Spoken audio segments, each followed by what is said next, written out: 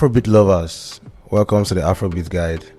And as you can see, I'm not laughing. Today is a very, very serious day. Neither am I. See my face. Look at my face. Stop selling your face. They try to push your face card. No, this serious. You look at my face. Look at my face. It's like you've seen our stats. Girls are really watching this podcast. So you want to laugh? I don't break out. Never mind. No vex. Anyway, Sha, make we just dive in. Wagwan people, what's up? Who still says what's up in 2024? I still say does. it. Yeah, because like it's cooler to say what's up than what's up. Big boy, all them just sent me a snap, but then I think because hot boy, like it's time to get serious. Let me just open our tweets. Yeah, my guy. So what's available on the Tinubu internet right now? Let me see. A lot had been happening. For instance, like so many collaborations, topping charts everywhere. So it's crazy. Yeah. Tweets, Afrobeat Twitter. It's not Afrobeat Twitter. Yes, nah. Before you say anything, okay, we still want to talk first. I make I hear you. Guys, Ladies first. I don't finally get back at you. So I always do it to him, but this time I did it to me. I don't feel good about that. I went you back. Yeah. So before I continue, Shay Vibes was nominated for BETs. I think it was in the Best International Act category. Me, I have a problem with that. I don't have a problem with Shay Vibes. I have a problem with the fact that Shay Vibes was nominated and then the category stated that his country is Africa. Like all of the other, what's it called? All of the other nominees, yeah. They put their country name, yeah. And then when it came to Shay Vibes, his country was Africa. My glasses I was like, what is this? Why is BET doing like this? BET, if you're watching my podcast, that's not fair. You know what I mean? Switch up. So they said Love Me JJ peaks at number 1 on UK Afrobeats official chart. Normal level. Thames Love Me JJ peaks at number 1 on UK Afrobeats official chart. Normal level. That's beautiful. That's very deserving. My people, Thames and Donawan. So Thames, I don't know, very beautiful artist, and that song is just. Cause that song is just what? I did laugh. Sination is watching you in case. Sination is pouring for you now. But continue. Oh my God, guys! Sination is somebody that is obsessed with Thames, and I don't know. I said she's a beautiful artist. I did not say she's beautiful. She's beautiful, but Sination, don't come for me. Yeah. Don't come for me. Sination feel actually stabbed me now because of Thames. You didn't get that, but don't worry. Anyway, so I was saying, a very amazing song. What do you think about the song? That song by Thames, yeah? Mm-hmm. Mad jam, bro. Like, it's such a beautiful song. Like, sampling an old record like that. Oh my God, that's true. She showed him one, Shafi Below. Yes, a legendary track that soundtracked our lives, like growing up and stuff. And as she doing it their own way and making it more popular right now, it's amazing. They even had them perform at AMVCAs, like the actual original version, not even Thames version. Mm-hmm. Just shows you the impact that sampling the record as. Like now, Shay Shodemi was booked for that show, and Shafi Bello joined him on stage. And you know she's an actress as well. Like she does movies and she's really amazing. So it just makes a lot of sense. Shout out to Thames. Yeah, my mom used to sing that song a lot when I was a child. The original Love Me JJ. I swear, that was your dad. Who sings that song? Hello, JB's dad and mom. You guys should let me know who used to sing this song when he was small. This guy, I was going to eat you, but I don't want to be violent on camera. So can you violent off camera? Yeah, it can be. Didi, what's up? Oh my God, this guy's after my life. Yeah. Anyway, my mom used to sing this song when I was a child. She loves it. My dad loves it, so she used to sing it a lot. Now that I'm singing Thames song, I don't know if my mom has heard this song anyway, but this new one, yeah. Mm-hmm, but I would like to play for her, and then I want to see that nostalgic feel. I will send her the link on Snapchat now. This guy don't start again. Animal. Say less. Yeah, an animal. Aya animal. What else do I want to Twitter, big guy? What else do we have on Twitter? Someone said I'm getting tired of all the Amapiano infused Afrobeats. Can we go back to our roots, please? Shout out to my nigga K-Style. You know what I mean? Easy. This 2024, K-Style has dropped Egberi. If you don't know what Egberi is, go and check your DSP. That same guy, on that Egberi, he said, I fit Tana on Malay. Then he dropped a new record called My Tila. And guess who has on that record? On my lay. You know, I mean, listen to those records that nothing about piano-ish. They are like our cultural vibe. It's pure Nigerian type shit. So yeah, so active. And it's the biggest song in Africa right now. I'm getting tired of that. I'm a piano infused Afrobeat. So it's crazy. It's crazy because yes, a lot of people. I feel like a lot of producers were even forced to start creating Amapiano beats because it was trending. Like a lot of them want to do like Afrobeat sound. Yeah. But because of what is trending, and then that is what like you can't even as a producer you can't help. You can't help what comes. Yes, now because if I book you and I say give me my piano, you must give me my piano. I'll pay you for your service. So I've seen producers post on their story that I can't believe I'm doing this again. They don't want to make a piano beats again, but they have to. This thing you just said now, SARS made a tweet. Someone said to SARS, his name is Chike C137. He said, SARS still uses log drums. Nobody should tell me anything about using log drums. Then SARS replies and goes, log drums is the new 808. Apply it with the mindset. Don't restrict yourself to how it is used in a piano. Do you understand? Like, you know, my piano, so like, I just doing it. But if you want to infuse that P, you could blend it. The way our drill artists in Nigeria are infusing the 808 with our cultural vibe. So use my piano for something else. Besides what's South African music for? I don't have anything against my piano anyway. I just feel like it has been restricting a lot of producers. A lot of Afrobeat producers. Oh, talking about Afrobeats again. The rising usage of Afrobeats in K-pop because it's trending and not because they appreciate the culture needs to be stopped. Who is this person? That's cultural appropriation, bro. Yeah. See something there. I feel like all over the world, Afrobeats is trending. And then all over the world, a lot of cultures, they try sing Afrobeats. And then they've been having this awful remixes or awful what am I saying? Awful. Don't worry, I understand. Awful takes of what's it called? Of the Afrobeat rendition. Yes, and then it's so bad. And this is what I've realized. What most people don't know is that Afrobeat has a particular feel to it. Like if you are not part of the African culture, like it is so. I'm not saying it is impossible. It's so difficult. It's our addiction. Yes, it is so difficult to actually do the Afrobeat thing. You get like we've seen. You are aware. You've seen scenarios where guys I'm a songwriter, guys. Don't forget. So it's in a lot of camps with international folks. Yeah, I'm in a lot of sessions. And they want to make Afrobeats, man. I get to have like clients that stay abroad, maybe somewhere in Canada or USA, and they want to actually make Afrobeat songs, and they always have issues with the fact that their accents will allow them. No matter how nice the song is, the moment it's called delivery anyway. The moment they try to deliver on the song, it doesn't sound like Afrobeat the way Afrobeat is supposed. Something just sounds off. You can't place it. But then if you just hear the song as a song from them, you just think. I can imagine these K-pop guys having like African songwriters, and then the song might even come out great, like with the African delivery when they write it for them. But that delivery, that cadence, it just takes that Afro feel away. So it just sounds ridiculous to you when you hear it. You don't make me talk cadence 2 times. So cadence. Make it quick. I say maybe you all learn the word before you. I like that word. Fuck. Cut that part. Somebody else said. I don't know how to. You see what I mean? I be this person not sabi right. Right on top Twitter. Maybe read this one because my eyes on the turn. We don't one single Afro. Oh, this person wanted to say we don't have one single Afrobeat banger for the summer. This time 2 years ago, we had last. Them niggas are too busy denying Afrobeats. I made a tweet and I said, the reason why we don't have a new artist, or I don't know when you guys are watching this podcast, but at the time of this podcast making, we didn't really have a new artist that the industry had churned out to us. And I said in that tweet that the reason why was because the general audience were still clamoring for it from the top guys like that faves, like them Wiz and everybody. You get me? Whereas they were supposed to listen to other artists or accept them. We usually have kids go viral on TikTok or on Twitter or on Instagram, but nobody had synced all 3 platforms. People are not acceptance. You understand? You can conquer one platform, but if they don't accept on the other platform, you can't go mainstream.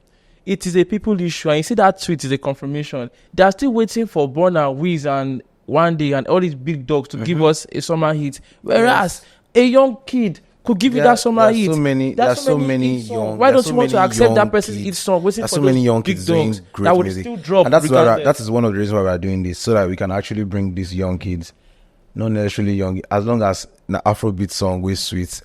We are trying to now create awareness for these songs through our platform. Like every week we've been having like new songs I feel like are actually super dope that you guys should check out. That's why we're doing this thing. And our Spotify playlist. I did see my what's it called? I did see my notification say our guests don't actually reach here. Oh, mad. Yeah, shout out to our guest. Today is a very I think our guest just drove down here, so she's downstairs. I've seen her notification now. And then let's have her in. Let's usher her in. Stay tuned.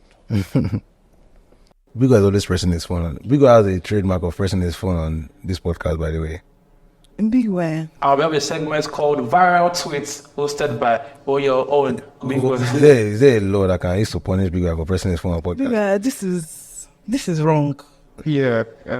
Because we don't even, who are you emanating information to? Who are you transferring information to?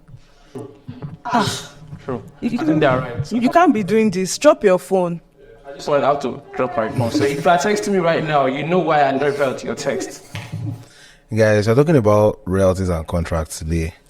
And then I know that this is one topic that every Afrobeat artist, every artist in the world, young, upcoming, old artists in the game, everybody at some points in their career, or at every point in their career, they're going to have to be involved with royalties and contracts. So it's something they cannot escape, and it is something that people have, like a lot of people have like little knowledge about. And you'd be so surprised to see that the people that you will respect in the industry have like little knowledge about things like this. So we brought an expert here with us today to help us dissect these contracts and royalties topics. So Bigo, can you please tell us a little about our guest? I've done this shit before. I feel like deja vu or I'm in a loop. So right now we have in the building with us on the Afrobeats Guide podcast. We have no other person than Kofo. Drum rolls, please. So Kofo is an IP lawyer, and IP is not just about fighting Chinese like IP man. This is intellectual property, which is like the most important part of the creative industry. So as a creative, you don't know what IP is, just to learn and hit up on Instagram. So Kofo is a music business lawyer, and today she'll take us on a journey into entertainment law. Okay. Thank you, Gavin. But let me put it out there. IP is broad though. Kofo is an entertainment lawyer, film and music. That is my expert.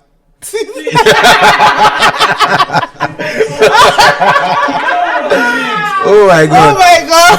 I feel like everybody listening will not understand what just happened. No, it's a side joke. It's a side joke. Okay.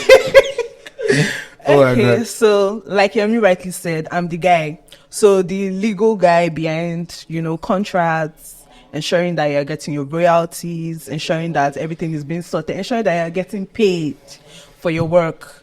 Yeah, so basically, so that's who I am. I'm an entertainment lawyer. Kofo, please, I know that you're going to tell us about contracts and royalties, but before we dive into that, can you tell us what it is like when you study law in school? At what point do you decide that, it is entertainment law you want to go into? Funny question.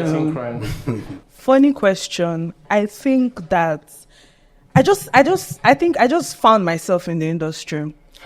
Yes, because straight from law school, we used to work for a construction company.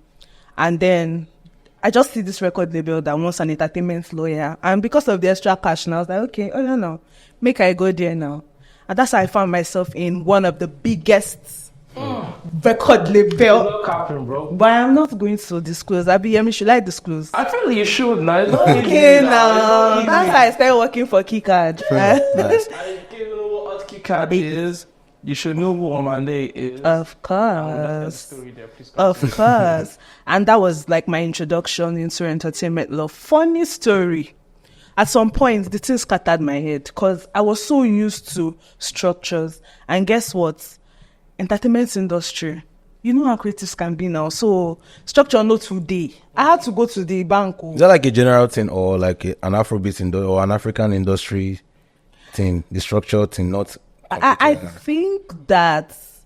think it's a general thing to an extent, but then again, there's the African factor. You know how we are in Nigeria and in Africa, we're not well informed. I mean, and that's why the likes of us are springing out these days anyways. So I think we can say it's more an African thing, but it's also generalized because I think it's also because it deals with creativity.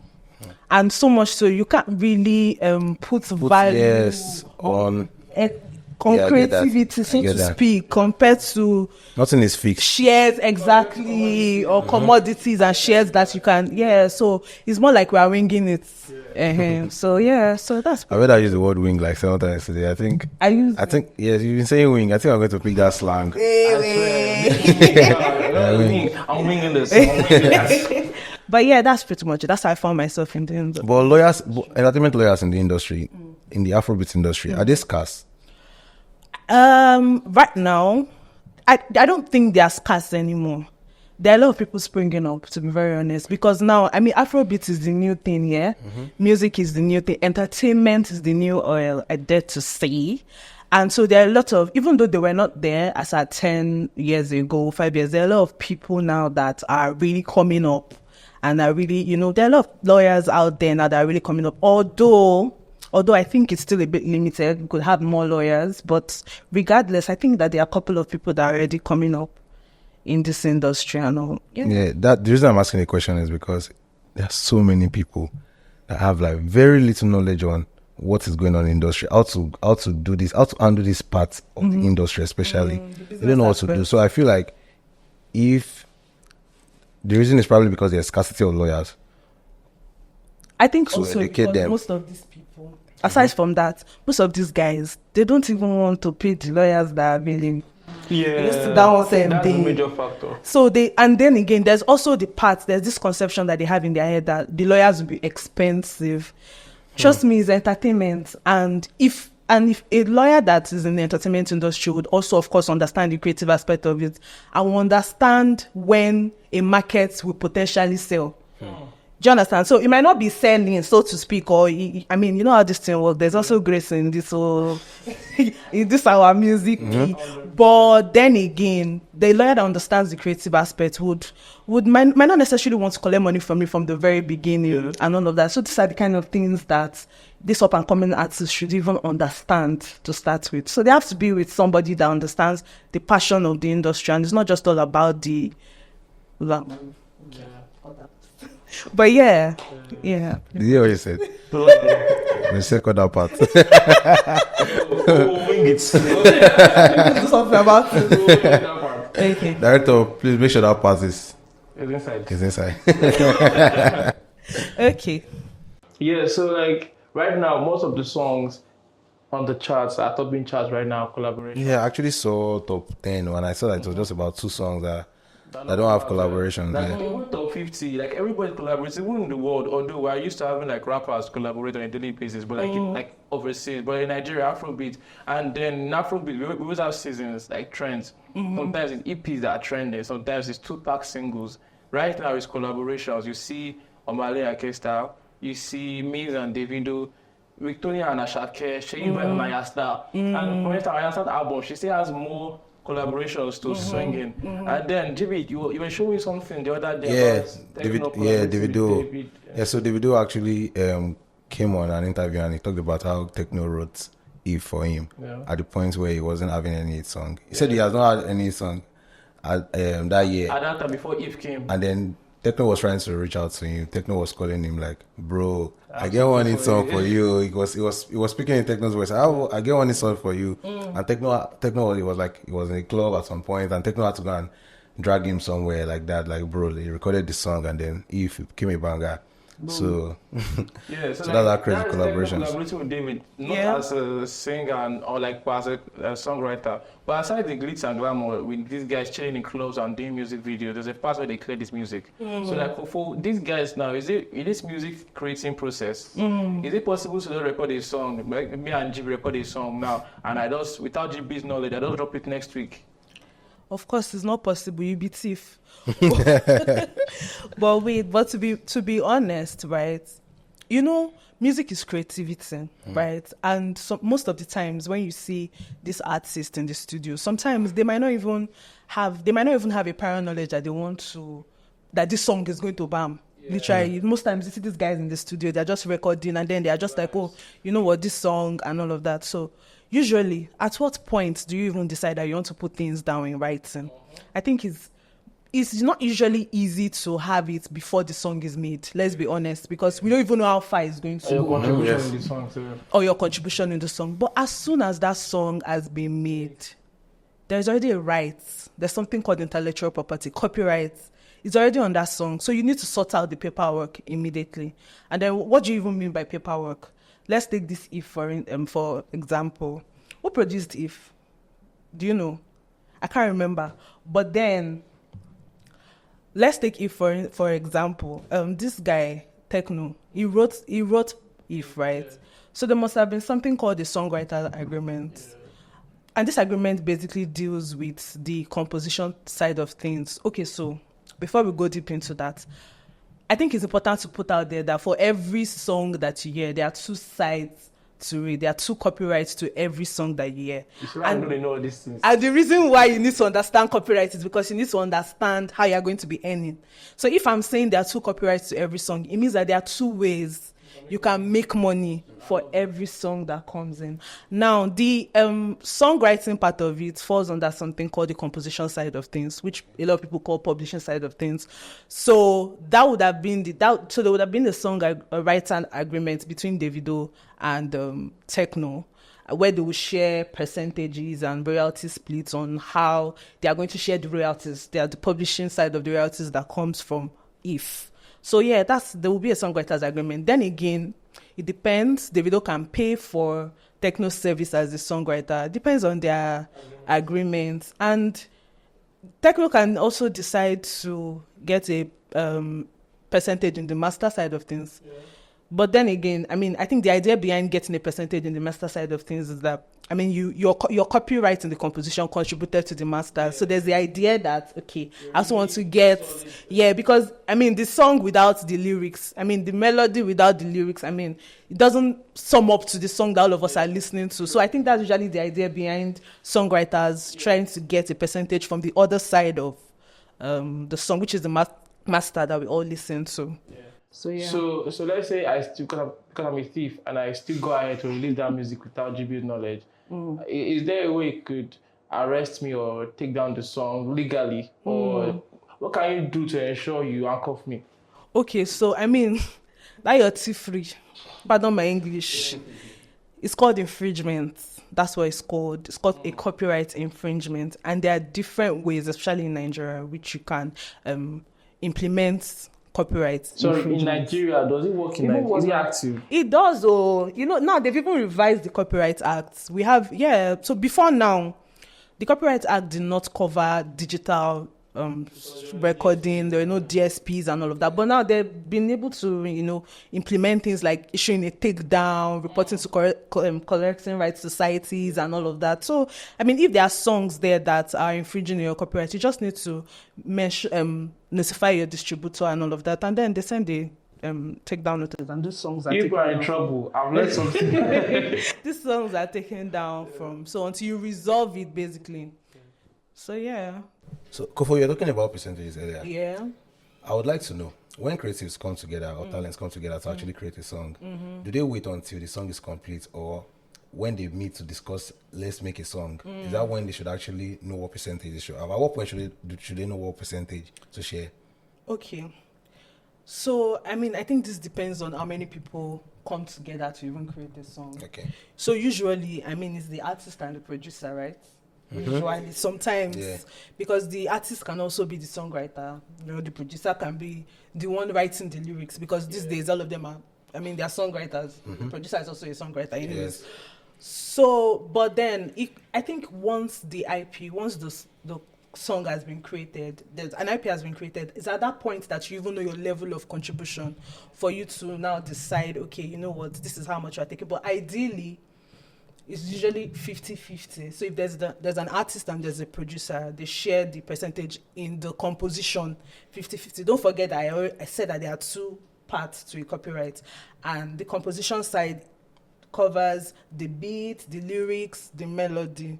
So at that point, it's usually shared equally, because the producer comes with the beats, the artist comes with maybe the melody, the vibes, the lyrics, depends on if he's a songwriter and all of that. So at that point, they sign something called a split sheet, and what's a split sheet basically? A split sheet is a document that shows the percentage of interest that collaborators have in a composition.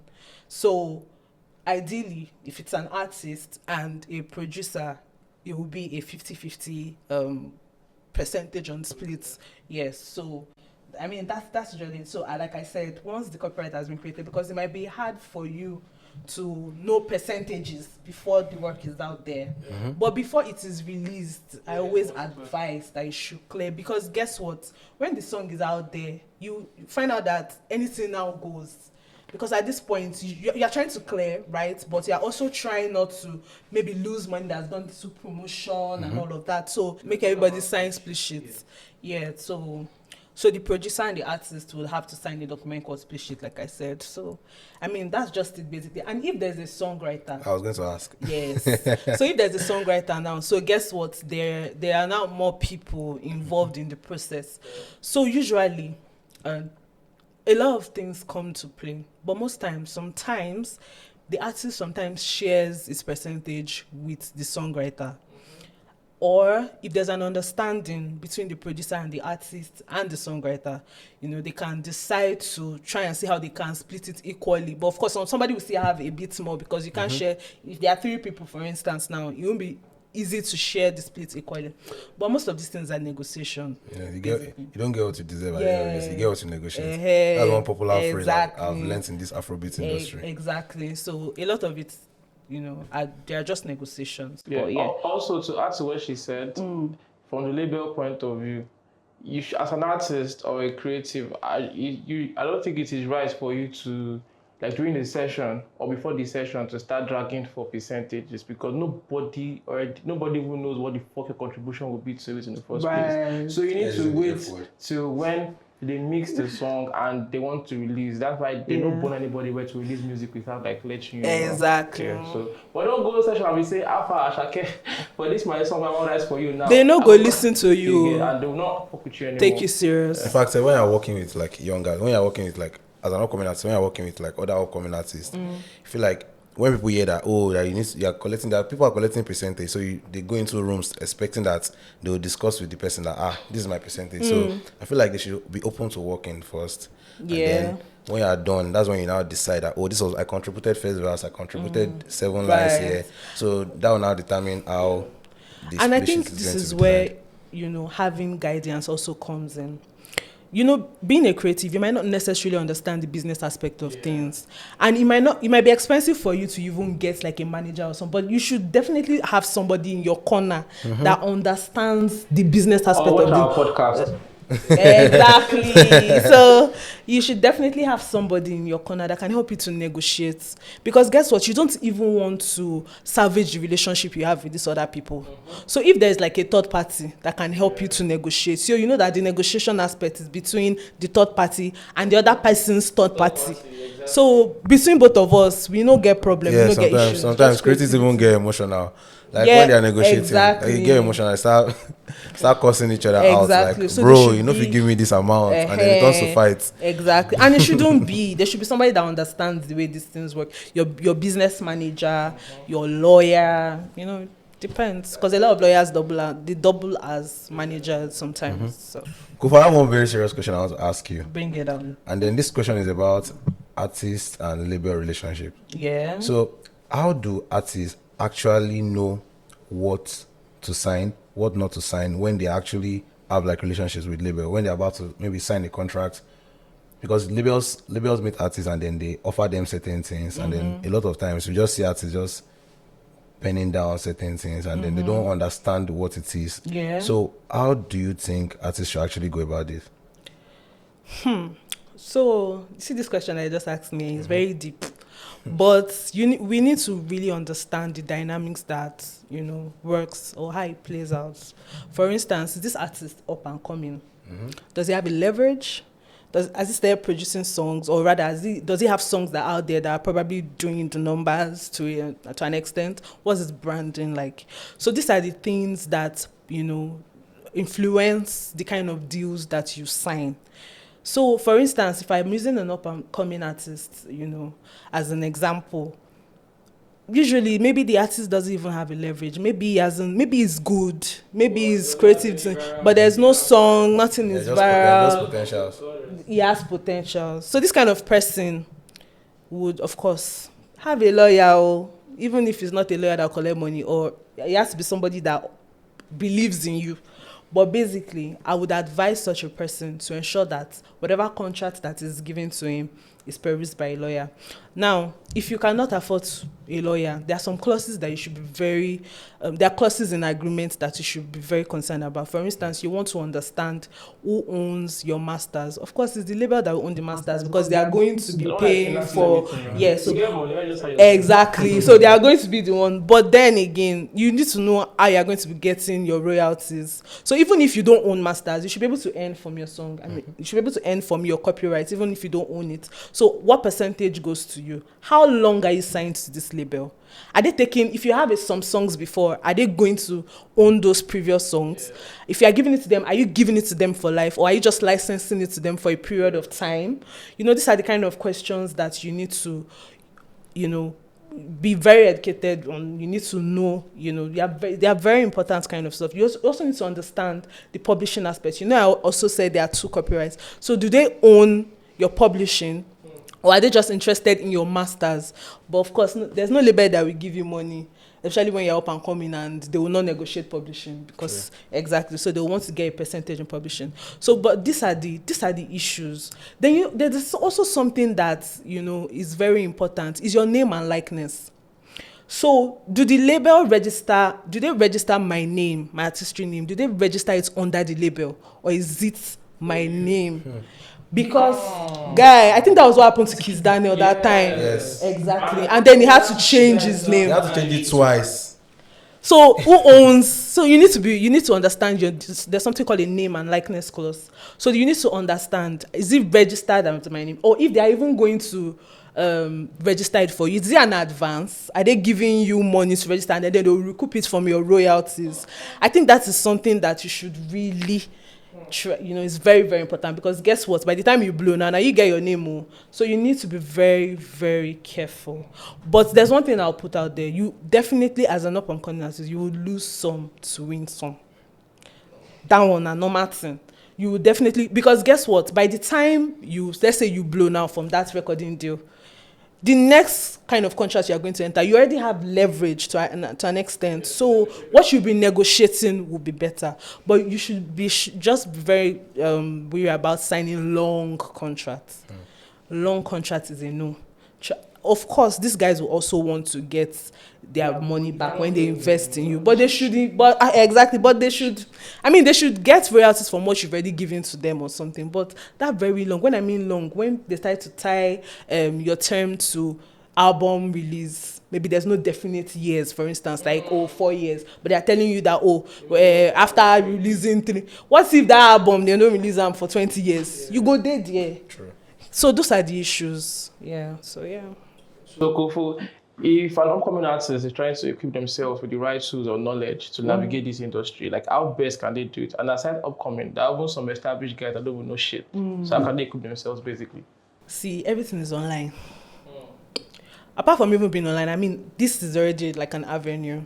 So always ensure that you equip yourself with industry-related materials, industry-related podcasts, seminars. There's a reason I don't even like reaching the online thing. See, so the thing is, I feel like different industries have different structures. Right. So if you go on YouTube to actually try to get, like, maybe you see one place where they are talking about royalties and split sheet, and you try to be like, oh, I saw it online that I need to collect 50%. Yes, it's subjective. But now you're trying to, yes, it's very subjective. So I feel like artists should actually equip themselves with information within their region. Yeah. So like at the end of the day, like, listen to this podcast, of course, but then get the lawyer. It is very important. Actually, very important. Or get a business manager that understands. Yes. Because just like you said, it's very subjective and it's negotiation. Exactly. It's negotiation. It's the same structure, but no. Yeah. So what works for you, for instance, won't work for me when I'm trying to negotiate a deal. So it's negotiation. You just have to make sure that you equip yourself with the right team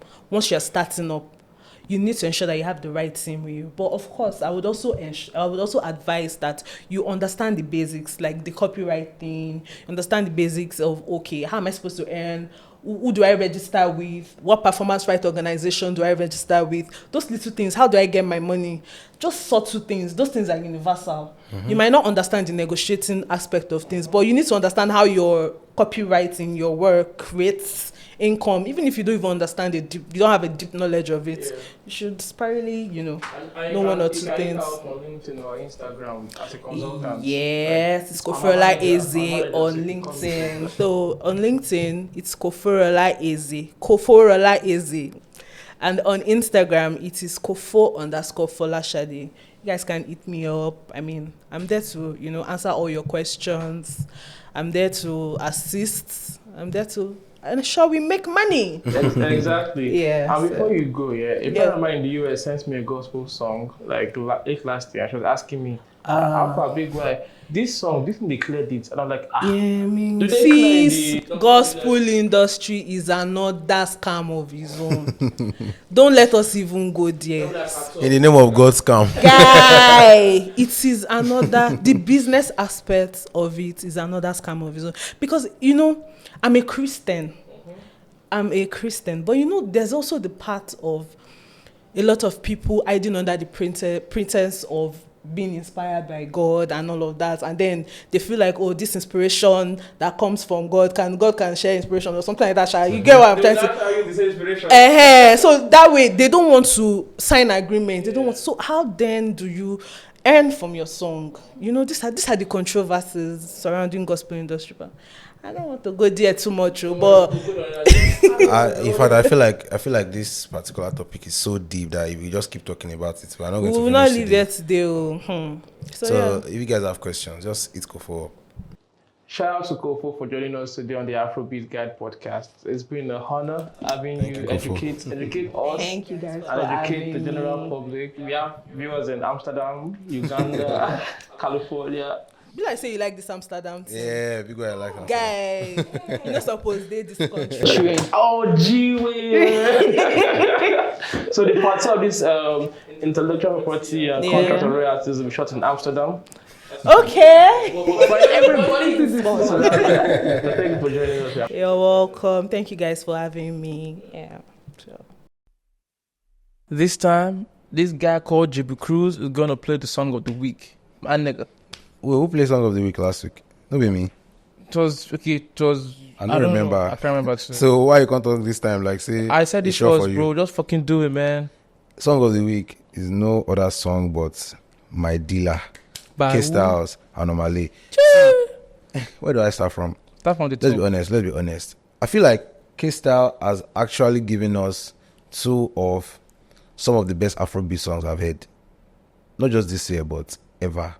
I'm not even capping. And then, if you've not heard it, Berry, by this time, I don't know what you have been listening to. This song came out. Yeah, sleeping on that Berry came out January this year. Or when? Yeah, I think January 20-something or February. One of them. And then My Dealer. I don't know how Omale got to be on that song. I don't even want to know.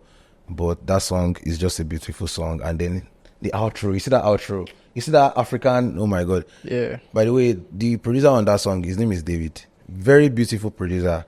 And then I just love the song, man. I love the song and I really want you guys to hear it. I want you guys to check it out. My Dealer. Run it up, my brother. Let's play it out.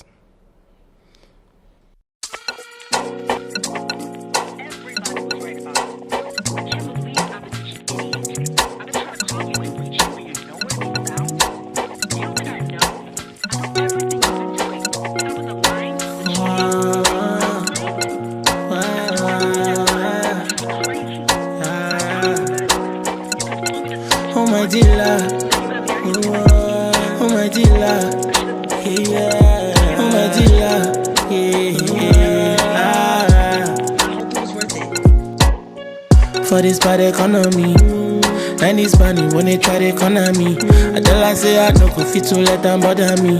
She tell me say I fuck up, she gon' need apology. Apology for what? This unjust. I bet now if you're tired you can leave, of course. She tell me say I'm jealous, she gon' need my trust. Someone tell her that we fell off, I don't need your love. Oh my dealer, oh my dealer. Yeah. So if you guys want to listen to the full song, you know what to do, man. And that's like one track on our playlist for this particular episode. So you know what's crazy? What's crazy? I know this song just dropped, but I have very, very, very strong belief in this song. I feel like it's going to start topping the charts very soon. I know I'm not shooting this in real time, but when this episode will be like say the forecast. Don't worry, because I actually have a very strong feeling. Like this song is going to like this for me. No. Oh, let's go. Hey. I feel like this song is going to top the charts. Let's go. So even a few weeks, maybe this episode drops. Like I don't know when this episode is going to drop. It depends on our team. But anyway, whenever this episode drops and this song starts chatting, you guys should know that I already said it anyway. On G-Way, bro. On G-Way. So that's it. Big way, give us the outro to this episode. This episode was a beautiful episode. I feel like a lot of people should have learned like a lot with Kofo coming around and then giving us. Yeah. I feel like this episode was so educating. I'd be educative. Fuck it, man. It's fine. It was just an amazing. It's not my first language. Neither is my second or my third. Because like I'm out by Elsan. I didn't call by Elsan. I be job boy in case you don't know. But shout out to our guest on the show, Kofo, made it so amazing, teaching everybody about like contracts and royalties and splits and all of those complicated parts of like the music business. And then shout out to our sponsors, our location sponsors, Cafe One. We are doing this podcast live from Lekki, Nigeria. Lekki's in Nigeria, right? Or we did Amsterdam. We were like, I don't know. I think I fucked this one up a little bit. And that's the reason. I don't have again. I don't have again. You go post out like this. No, guy, go up on again. Hold on again. When did they edit? With the password I thought. Look the one with the interest. No, do. And this guy, you just define. This guy go embarrass us for clickbait. Joey, embarrass us for look clickbait. for apartment, stay for one full day, follow you, record, edit this thing. I swear, this Joel. This guy go. This guy now, fuck. It's nothing. It's not bad. Why? You know why they talk. It's podcast. Podcast is not interview. Podcast is more real. This guy. I this guy is supposed to be a teacher. See, podcast is not. Podcast is a boy. Yeah, post something. What's more we'll do again? What's more? What's you never hear? We'll talk about your babe. We'll put out too. I don't say which babe. You know yourself. Now busy with that. You don't say busy. Since your shot is goodbye, guys. Me. Guys, So put down. leave my podcast, bro. I say, I did that yourself.